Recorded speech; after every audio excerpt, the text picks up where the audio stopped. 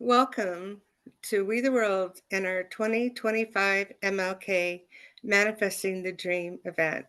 Each year, we take time to remember Martin Luther King Jr. and his beloved community.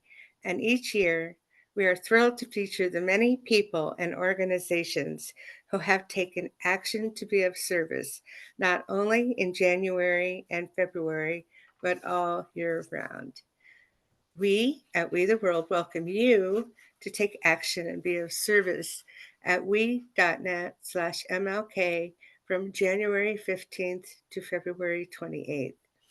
Please join us in being a part of this annual celebration and consider being of service in your communities and with us. Of course, donations are very appreciated at we.net/donate.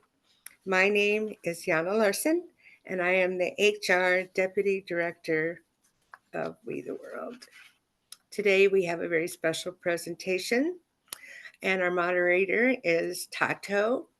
She is from Gaborone, Botswana. She is an entrepreneur and philanthropist.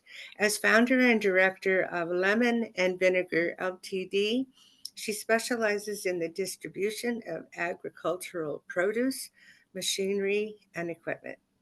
With 6 years of experience in livestock and rain-fed crop management, Thato is a qualified horticulture enterprise manager, providing consulting and advisory services.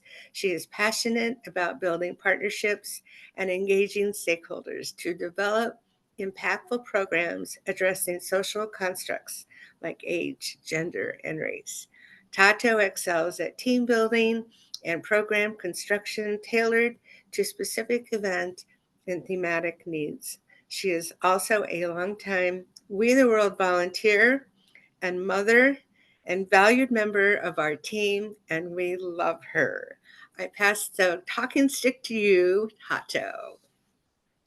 Thank you so much, Yana. I'm always at awe at the articulated introduction, and a warm welcome to our audience.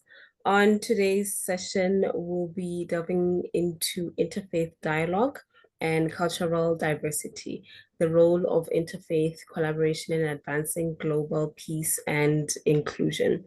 The session where we'll be having our speaker, Chukwudi Clement Iweh, will explore how interfaith collaboration can promote global human rights, cultural diversity, and freedom of expression. Welcome, Chukwudi. Please share more about the work that you're doing in regards to interfaith dialogue and cultural diversity. Thank you, Thato. I am so excited to be here again, and also extend my warm greetings to all the entire team of We the World. So, talking about what we do and on the specific theme for this discussion, interfaith dialogue, and dialogue is one of the tools we use in peace building organization. So we facilitate dialogues with communities and the rest of them to promote peace, resolve conflicts, and also strengthen local peace infrastructures for sustainable peace in grassroots communities. So being more specific for this on the aspect of interfaith. Interfaith dialogue, we all know the role religion plays in driving both conflict and peace. So, and this is why the context or subject matter on this discourse is very, very important. And because the world we live, we have, if I take Nigeria, for instance, which has witnessed a multiple ethno-religious driven violent conflicts, especially up north where I am, currently based. So interfaith dialogue plays a key role in promoting global peace because religion is central. It connects to human emotion. So, and people react, differently when issues of religion is mentioned. And because of the emotional connection people have, and in time of religion, which is very sensitive. So it becomes very important to create that safe space for people of different faith to come together to share ideas, share experiences, and being able to understand what religion is and how interfaith dialogue promotes peace. Because they oftentimes when I engage with communities, especially religious leaders, some persons fail to understand our shared humanity, which is the paramount, and also understand the fundamentals of human rights, which everyone as a human has the right to practice any religion of his choice without intimidations, without harassment, and all that. So is very, very very an important topic. I like the topic that we're very discussing. We are discussing this moment. So this is where understanding freedom of religion or belief comes to play, because knowledge of fall will help promote a lot of things, especially be it from the angle of religious leaders, or from the angle of government policies, or from the angle of civil society organizations, and all the relevant stakeholders that work within the peace building space. So is very, very central, because when we understand the concept of freedom of religion or belief, it helps individual, because oftentimes, change begins with an individual. It is a mindset. It is your personal value. Okay, when new knowledge is added to an individual, there are level of there will be modification, a certain level of modification to the previous beliefs that you hold so dear, because you've gained knowledge, you've gained more insights, and you begin to, because I do not share the same view or the same religion or the same cultural identity with a person, does not mean I need to hate, or I need to promote hate speeches to either to kill or to cause the destruction of life. The person comes to the knowledge makes an individual to understand that, for the fact we all human beings and we all have our rights to practice. We are people of different culture, different ethnicity, different region and race and different religion. So, but we share one common humanity. That is what brings us together. So our work at Nonviolent Network of Africa Peace Builders is to continue to educate communities, engage relevant stakeholders, engage religious leaders, engage young persons in the context of interfaith dialogue. Because over time, I've had series of engagements. There have been a series of incidents that have happened that triggered violence, especially here in Kaduna State. And some of them were utterances from either a political leader or from a respected religious figure. Okay, so these utterances have caused destruction of life and properties, and leading to the division of states, marginalizations of persons or minority groups who may not share the same religious or cultural identity. Okay, so people get to being denied opportunities, appointments in government are being made, or promotion in government parastatals are being made based on ethnic or religious identity of individual, which really impacts negatively on our society. Okay, so it creates that polarization of we versus them. Okay, so especially when the opposite religion majority sees the power in government, they have access to state tools and resources. Instead of promoting shared humanity, ensuring even development, this division, okay, of suppressing the minority groups and all of that keeps springing up. And this is what we're working to continue to provide awareness on, to continue to advocate for policy change, to continue to hold government accountable, to continue to use media, because we talk of interfaith dialogue, there is also need to get everyone on board.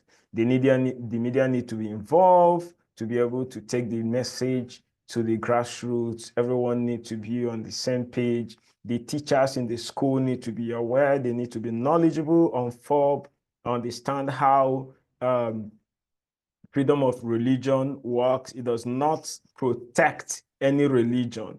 It only protects human rights, which every person has. Okay, because human rights is universal, it's not political. So, thank you. Thank you so much. You shared quite a lot, and what I love is that in everything that you've just said and the work that you're doing, you've spoken on the need for us to understand the varying religions and how each and every religion in its own aspect strives to promote shared humanity, morality, and identity, just in the same way that we would treat our children or each other in the community. This is exactly how we should be looking at each other across the varying religions. Now, I want to ask you, what would be the common obstacles with initiating these interfaith dialogues? I mean, it would seem like it's common sense, I mean, to have these conversations in our respective communities.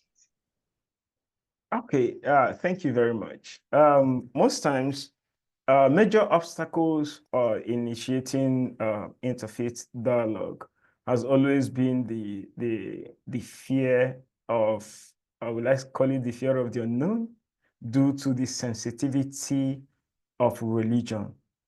Okay, so people tend to be very careful to speak because they don't feel safe. They feel that maybe after the dialogue, they might get attacked. They feel that because most times body language of government in power plays significant role. Okay, it is either you are, if your government is pushing a particular agenda, maybe it's against a particular sect or a particular group, bringing communities or initiating topics or initiating interfaith dialogue and trying to pull people of diverse faiths or diverse identity together to a room creates this fear, because maybe there is already an order, maybe declaring a particular religious sect or group, maybe a terrorist group, maybe, and they're still arguing, maybe they're in court trying to challenge the outcome. And so because of that, everyone is trying to be very careful. You want to be in the very good book of the government. You don't want to get tagged. You are scared, or maybe government may come for you and your organizations, or you don't know the stand of the funders or the donors for a particular project. You don't want to offend. So there are so many challenges along when it comes to issues of interfaith or religion generally because of its sensitivity. You understand? So most times people try to shy away, maybe do other aspects of using other tools, well, rather than interfaith dialogue. You understand? But a place like the society where I am, so these are the common challenges. You understand? And the body language, again, if you live in a community that seems to be very violent, and there's high level of illiteracy, there is high level of poverty, and majority of the people are not really exposed. And so where the danger lies is that the leaders, religious leaders, try to prey on ignorance of the poor masses to manipulate them to their own, for their selfish interests. Do you understand? So I've seen that happen series of time, especially during election, where politicians go pay huge money to particular, maybe influential or religious leaders because an opponent is from the other religion and this person is from this religion. Maybe this religion is the majority in the community. So you begin to see some rhetorics, okay? So they're trying um, to to hit the polity and thereby creating that line of division. You understand, polluting the minds of people through hate speech. Some go to the extent of sponsoring the sponsor ad, a lot of things that will create panic and doubt just to paint an opponent, just to win an election, but not minding the long-term impact of that. You understand, on the mindset, on the people's maybe their value system or their thought processes over time.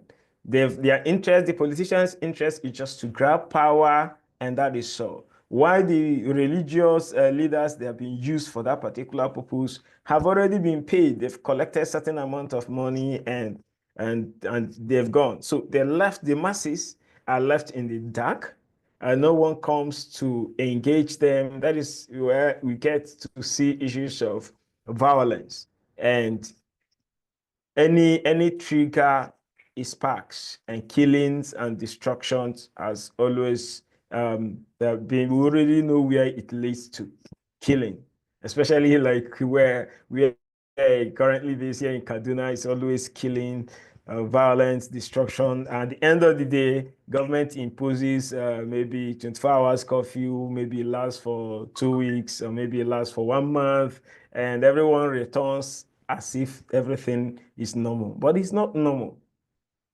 You understand? So this is where, so there is need to have conversations around this topic. There is need to continue to amplify the voices of young people, because young people are the majority most times because of their lack of knowledge. Okay, so they are being preyed on, and their minds just sell anything through religion, they grab it, they run with it. So if there is a high level of balancing and provision of trainings, okay, for especially on freedom of religion and belief, cultural diversity, and on the, I think, I know it will go a very long way to strengthen the interaction, or strengthen, improve initiatives that promote interfaith dialogue. Thank you.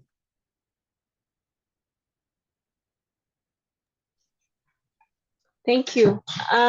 You've really touched on the power of fear, of which I'm sensing that the division of humanity stands to be like people drive power, from that division, even despite the lack of or the ignorance of the poor masses. There's still always is that light and love.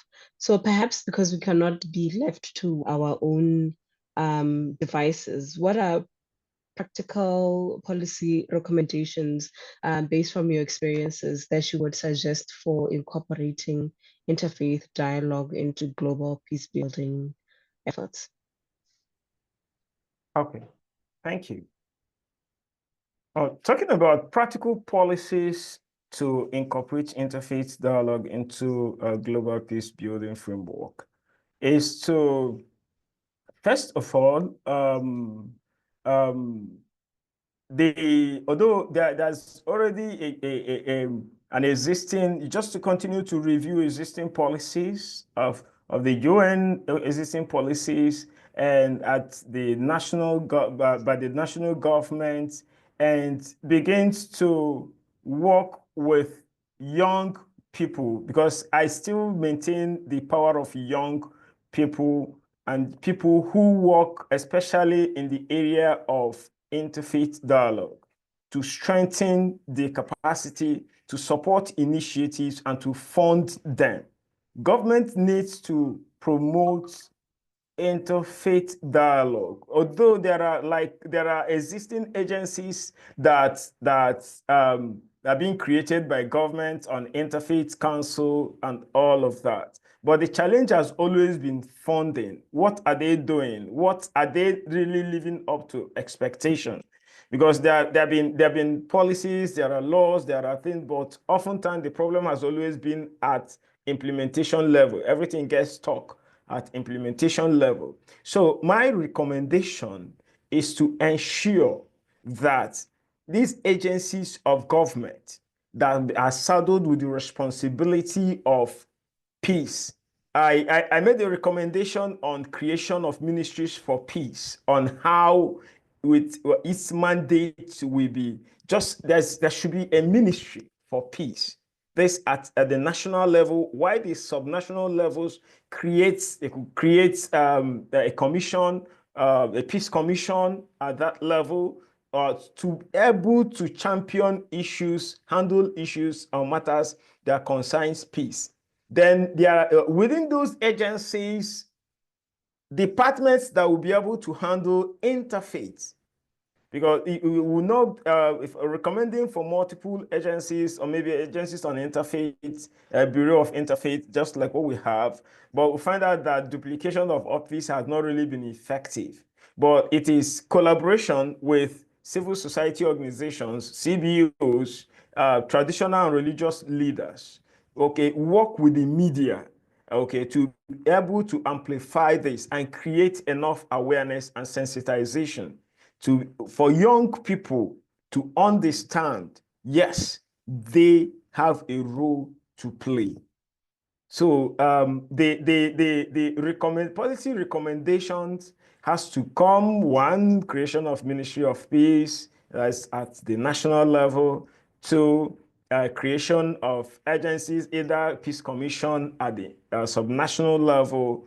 Then this local level should have work with the local peace committees at the local government levels, where these people get to be trained on interfaith dialogue.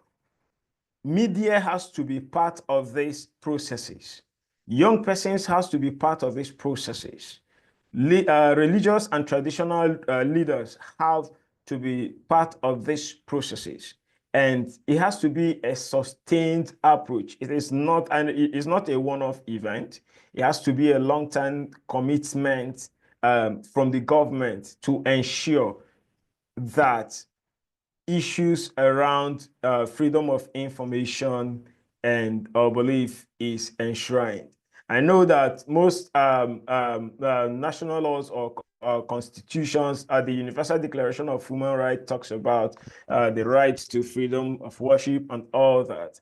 But I have always had concerns when it gets to those rural communities where we have minority religious practice. Maybe we have minorities. People, this set of minorities are not in government. This set of minority, they don't have people who speak for them. They are being suppressed. There are no human rights structures for them to be able to report abuses. The justice system is quite expensive. They can't access justice. So that is where I have a great concern.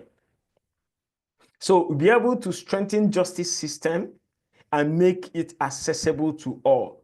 It has to still be I know that national assemblies develop the laws and make bills and president gets to assent, but it is at the domestication at the state level and this development of local state and local action plans based on the peculiarities of these people, getting to consult them at local level, understand their challenges, what they feel, and how best the government will serve them, or these laws and these policies will serve their interests, how they will feel more protected within their own community.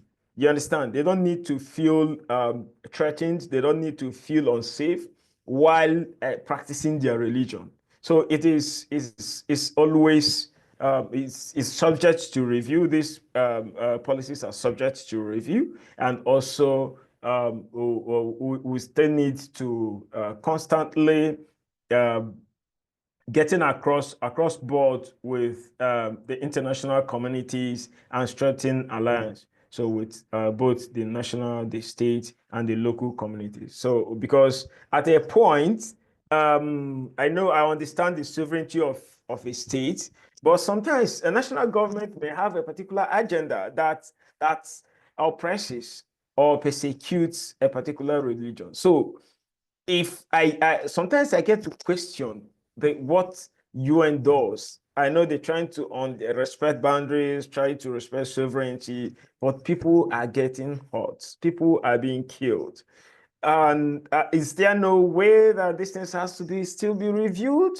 So it's a question that I'm not seeking for an answer, but we'll keep engaging stakeholders. We'll keep engaging government. We'll keep creating that platform for victims to express themselves, for them to talk, for them to seek for justice. Thank you. Wow, you wrapped it up quite well, that we need to have those institutional arrangements at all levels. We need to explore collaborations and partnerships with CSOs, provide capacity building efforts, trainings, and most importantly, make sure that we are doing we have efforts towards inclusion and fair representation, as well as making all these arrangements or structures are accessible so that each and every community and group has their voice heard. Now, as we are wrapping up, in conclusion, and I believe that the amazing work that you're doing is highlighted, and the audience will have key takeaway and insights that they can incorporate into their own spaces, influence, and share with various policy makers that they are working with. What in the last words, what would be the last thing that you want the audience to know about your work and how best we can support you? Thank you. I work at Nonviolent, a network of Africa Peace Builders. Currently, we have our program on Interfaith Dialogue, which is coming up this week, Saturday. So, where we bring in young people, because we are a youth-serving organization. We believe that young people have the power and the energy to change the world. So that is why our core value is youth leadership. So we believe that young people take the lead, and what we do is to provide knowledge, provide training, and to support them to the best of our capacity, and to ensure that, yes, their voices are heard at that grassroots level, at that corner where no one thinks that young people can speak. So we create spaces for them to be able to take the leadership. We support them to we bridge that gap between young people and stakeholders, so that it will make it accessible, create a channel of communication for them where it never existed, and introduce them to the world, and also support what they do. Support we seek has always been issue of funding to be able to do more. What we do, and be able to support communities, especially youth leadership, to be young people in conflict zone, to be able to lead and transform conflicts in their context, to be and live in a very peaceful world. So it is the youths o'clock, I've always said, and young people should be given the platform. They have the opportunity. They should be given the support, or the maximum support, for them to fly. And for you, youth, wherever you are, I always say this to young people: know that the tomorrow is now. If you don't walk, nothing works. If you don't move, nothing moves. It is only those who dared wins. Thank you. Thank you so much. Well, youth, you've heard it from Chukwudi. We have a safe space, and let's go out there and get the work done. And to our audience, let's continue supporting the amazing work that our folks are doing here, and let's help them amplify and highlight more and more of their work. We are wrapping up the session. I'll give back the floor to Yana, who will be doing the closing. Thank you so much, Chukwudi. Thank you. Wow. Thank you both, to Thato and Chukwudi. You're so inspiring, and what they said, youth, you've got great people there to help you. So do look for your help where you can find it, and best wishes to you. And thank you to Birgit Ben Ile for putting this great event together, and for being my tech assistant for today. Thank you to our audience for joining our broadcast. And please remember to join us and take action to be of service at we.net/MLK. And donations are gratefully appreciated at we.net/donate. Goodbye from all of us at We the World.